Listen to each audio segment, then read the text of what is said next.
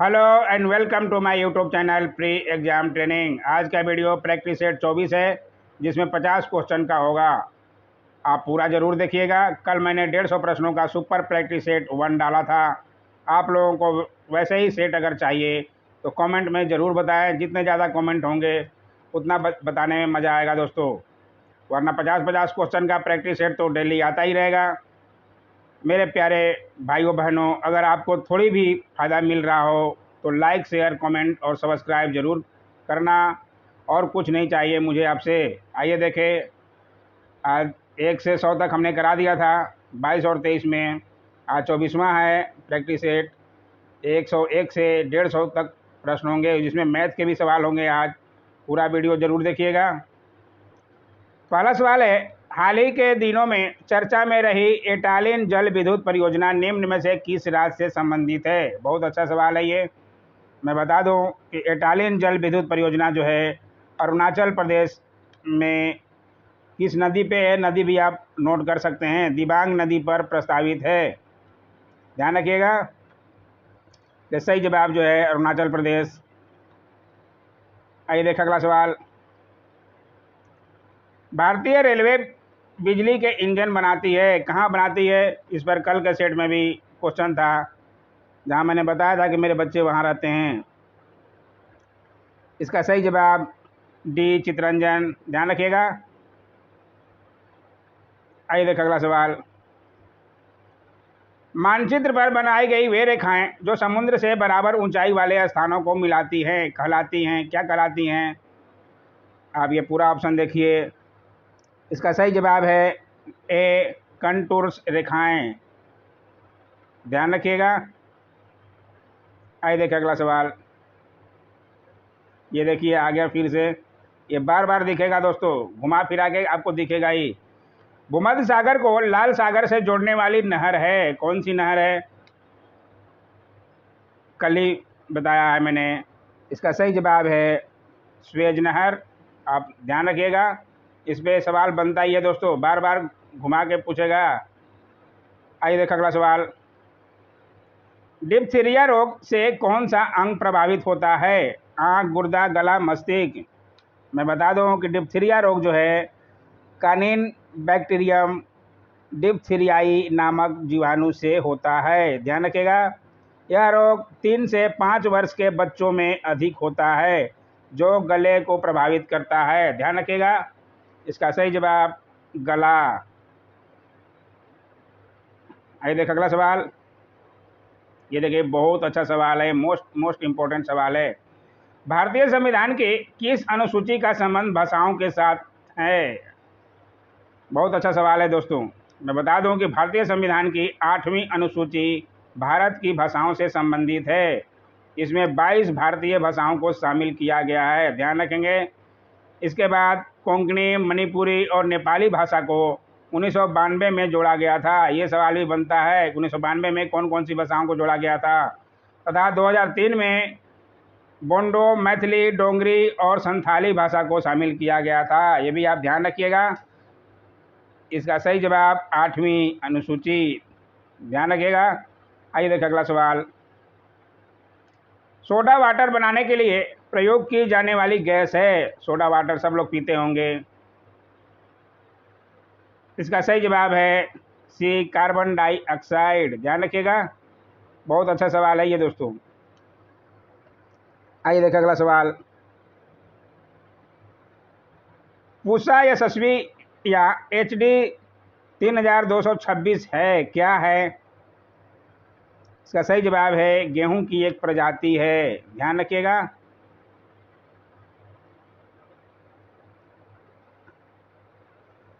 भारतीय कृषि अनुसंधान संस्थान ने आगामी रबी फसल के मौसम में रोपण हेतु अच्छी पैदावार वाली गेहूं की एक किस्म पूषा यशस्वी या HD 3226 जारी की है। ध्यान रखिएगा।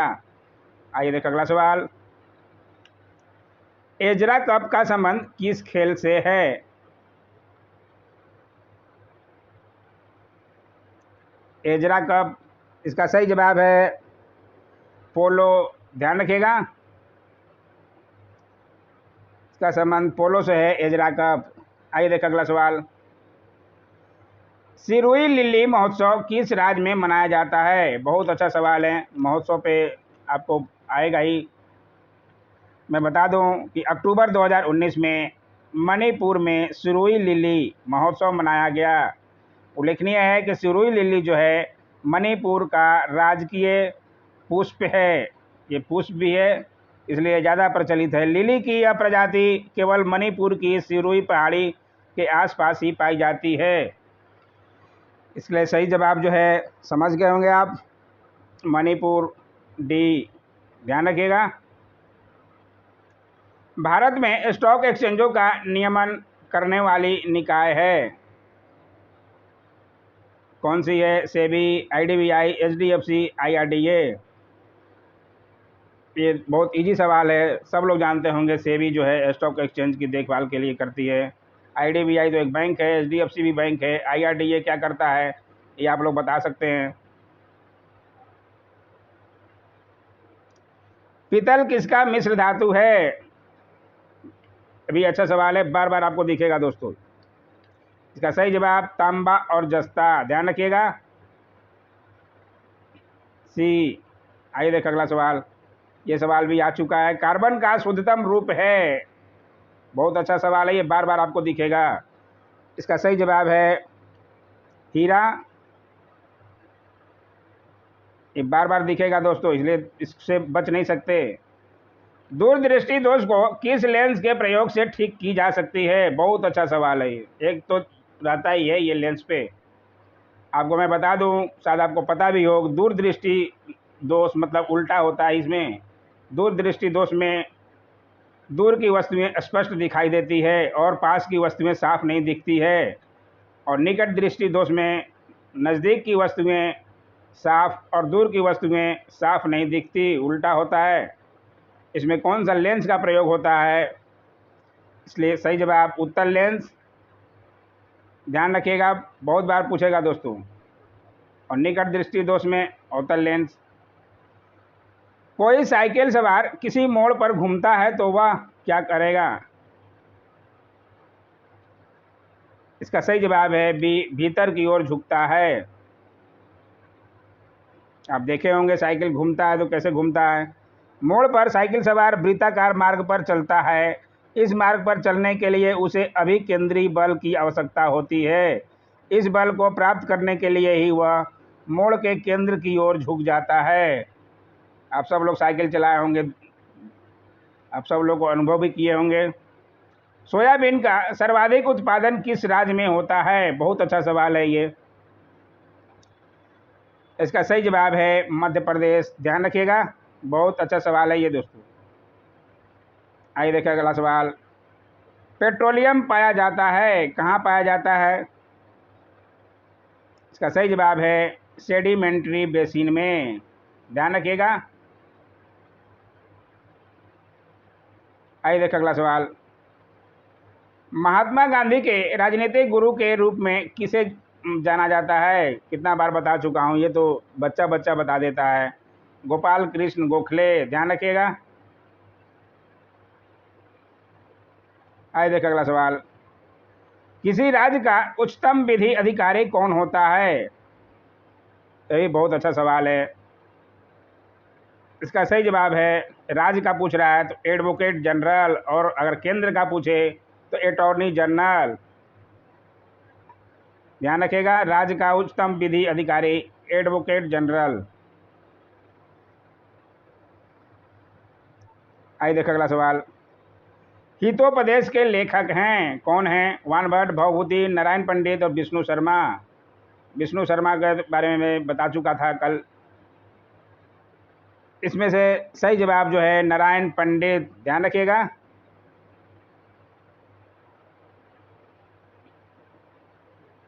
आइए देखिए अगला सवाल। भारतीय औद्योगिक विकास बैंक की स्थापना की गई थी, कब की गई थी? इसका सही जवाब है 1964 में। ध्यान रखिएगा। आइए देखिए अगला सवाल। रैंड किस देश की मुद्रा है? दक्षिण Africa, New Zealand, Sweden, Australia. Rand. इसका सही जवाब है दक्षिण अफ्रीका।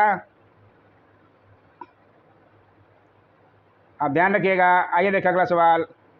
नीचे दिए गए कथनों के बारे में विचार कीजिए कि कौन सा कथन सत्य है। आपको ये कथन देखना है, लंबे लंबे कथन दिए हुए हैं।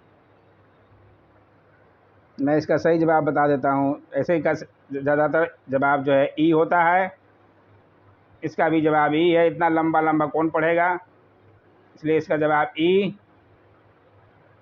आइए देख अगला सवाल।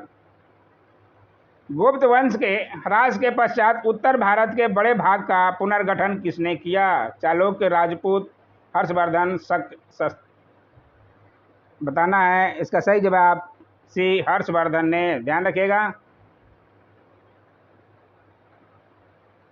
आइए देख अगला सवाल। ये बहुत अच्छा सवाल आ गया। देखिए, निम्नलिखित घटनाओं में से कौन सी घटना 1919 में घटी? सब लोग जानते होंगे। जलियांवाला बाग को देखो, जहां चली थी गोलियां, खूब बचपन में पढ़े होंगे। जलियांवाला बाग हत्याकांड के विरोध में महात्मा गांधी ने केसरे हिंद की उपाधि, जमनालाल बजाज ने राय बहादुर की उपाधि और रविंद्रनाथ टैगोर ने सर की उपाधि वापस लौटा दी थी। इसके बारे में आप पूरी बातों को ध्यान रखिएगा। हर तरफ से क्वेश्चन पूछा जाता है जलियांवाला बाग पे। इस हत्याकांड की जांच के लिए सरकार ने अक्टूबर 1919 में लॉर्ड हंटर की अध्यक्षता में एक कमेटी का गठन किया। इसमें 5 अंग्रेज एवं 3 भारतीय थे। भारतीयों में सर चिमनलाल, शीतलबाट, साहबजादा सुल्तान अहमद एवं जगत नारायण सदस्य थे। ये भी पूछा जाता है दोस्तों। इसलिए इसका जो सही जवाब है सी, जलियांवाला बाग। तो आप समझ गए होंगे। 13 अप्रैल 1919 की घटना कोई भुला नहीं सकता। ये देखिए, अब मैथ के सवाल आ गए। मैं आंसर बता दे रहा हूँ, आप क्वेश्चन देख लीजिएगा। आप लोग आराम से बना लीजिएगा, ज़्यादा डिफिकल्ट नहीं रहते दोस्तों। इसलिए देखिए, ये राशि अनुपात में आप लोग देख लीजिएगा। इसका आंसर है ए, 594 रुपया। आप लोग आंसर मिला लीजिएगा। आप लोग आराम से वीडियो को रोक के क्वेश्चन आराम से लिख सकते हैं। अगला सवाल है, एक आयताकार आकृति का क्षेत्रफल 500 वर्ग मीटर है। यदि इसकी लंबाई चौड़ाई से 25% अधिक हो तो इसकी लंबाई कितने मीटर होगी? इसका सही जवाब है 25 मीटर। आप लोग आराम से बनाइएगा। इसमें तो सब ऑडिटर में तो सब वही भरे हैं, मैथ वाले ही। एक्स तथा वाई का मध्य समानुपातिक कितना होगा? आप ऑप्शन देख सकते हैं। इसका सही जवाब है √XY, √XY। आइए देखिए अगला सवाल। किसी काम पर विकास को इस शर्त पर रखा जाता है कि जितने दिन वह काम करेगा उसे 8 रुपये की दर से मजदूरी मिलेगी। जिस दिन वह काम नहीं करेगा उसे 2 रुपये का जुर्माना लगेगा। 30 दिन के महीने के अंत में उसे 140 रुपया मिलता है। तो उसने कितने दिन काम नहीं किया? आपको बताना है।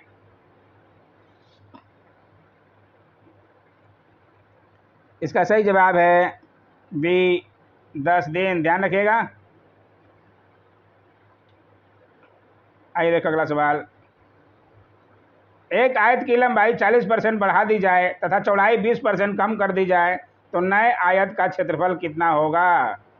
आराम से इजी सवाल है, आप लोग बना सकते हैं। इसका सही जवाब मैं बता देता हूँ। इसका सही जवाब है 12% बढ़ जाएगा। आप लोग ध्यान रखिएगा, बना लीजिएगा। सॉरी,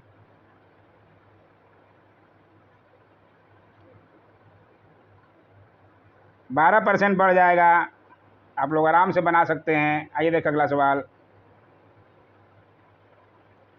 पी, क्यू और आर के बीच कुछ धनराशि क्रमशः 5:7:9 के अनुपात में बांटी जाती है। अगर पी और क्यू के हिस्सों में अंतर 556 रुपया हो तो वितरण हेतु कुल राशि कितनी थी? ये भी आराम से निकल जाएगा। अनुपात तो बहुत इजी होता है। इसका सही जवाब मैं बता देता हूँ। इसका सही जवाब है 5,838 रुपया। अब ध्यान रखिएगा, आराम से बन जाएगा दोस्तों। ये देखिए अगला सवाल। एक परीक्षा में 1200 लड़के तथा 900 लड़कियां सम्मिलित हुई। उनमें 80% लड़के तथा 45% लड़कियां उत्तीर्ण हुई। तो अनुत्तीर्ण परीक्षार्थियों का प्रतिशत क्या है? ये भी आराम से बनने वाला सवाल है।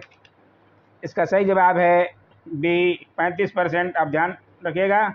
आप बना के देख लीजिएगा।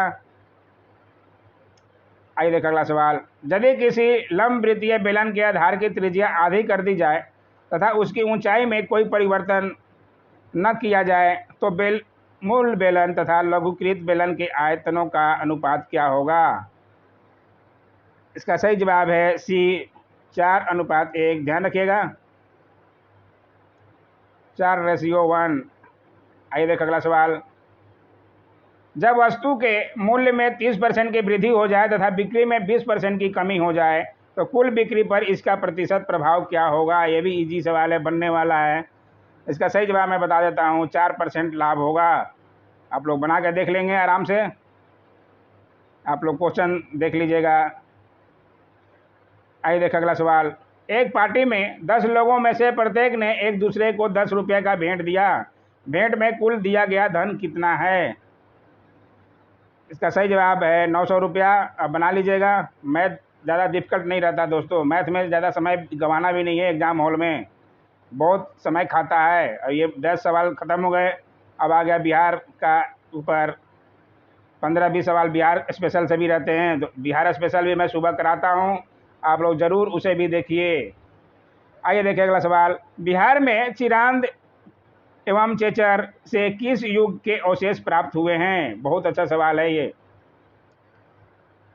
इसका सही जवाब है डी, नवप्रस्तर युग। ध्यान रखिएगा,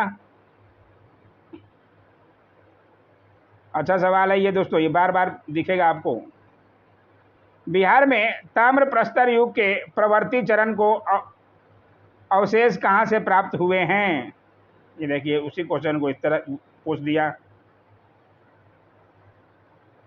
अभी बताया चिरांद में भी है, चेचर में भी है। इसके अनुसार जो है आंसर खुद समझ सकते हैं आप, ई होगा। बीपीएससी का यही तो खास बात है। आइए देखिए अगला सवाल। कुंवर सिंह ने 26 मार्च 1858 ईस्वी को किस जिला पर अधिकार स्थापित किया?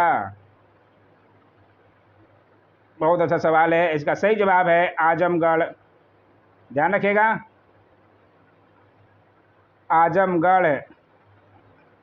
आइए देखिए अगला सवाल। बिहार में 1857 ईस्वी के आंदोलन के दौरान किन जिलों के जमींदारों ने कंपनी को सहायता दी थी? ये भी बहुत अच्छा सवाल है। इसमें से भी एक से ज़्यादा होंगे, इसलिए सही जवाब जो है ई, इसका भी है। ध्यान रखिएगा। आइए देखिए अगला सवाल। बिहार में अनुमंडलों की कुल संख्या है, अनुमंडल प्रमंडल आपको सब देखना पड़ेगा। इसका सही जवाब है बी, 101।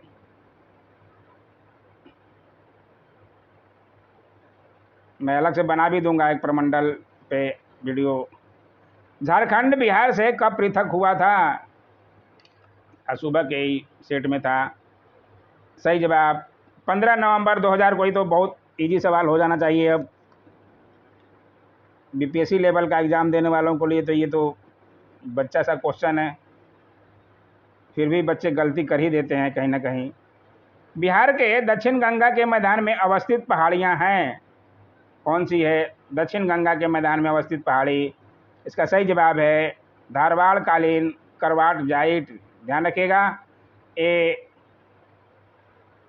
आइए देखें अगला सवाल। बिहार के पटना एवं गया के नगर में ऊना न्यास का गठन हुआ, इम्प्रूवमेंट ट्रस्ट, कब हुआ? इसका सही जवाब है बी, 1965 ईस्वी में। ध्यान रखिएगा। आइए देखें अगला सवाल। बिहार के किस क्षेत्र में मखाने के 90% से अधिक भाग का उत्पादन होता है? बहुत अच्छा सवाल है दोस्तों। बिहार का मखाना वर्ल्ड प्रसिद्ध है, सबसे ज़्यादा मखाना जो है बिहार में ही होता है। किस भाग में होता है?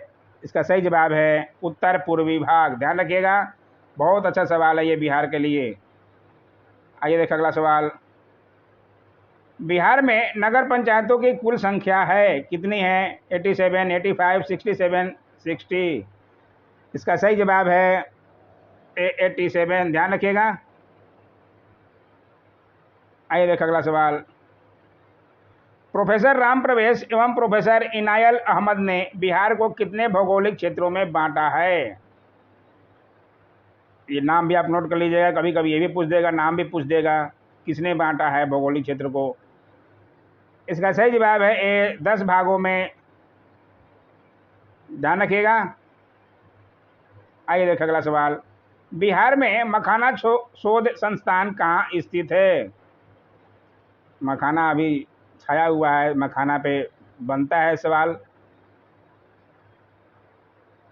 जीआई टैग भी प्राप्त है मखाना को। इसका सही जवाब है डी, दरभंगा में। ध्यान रखिएगा।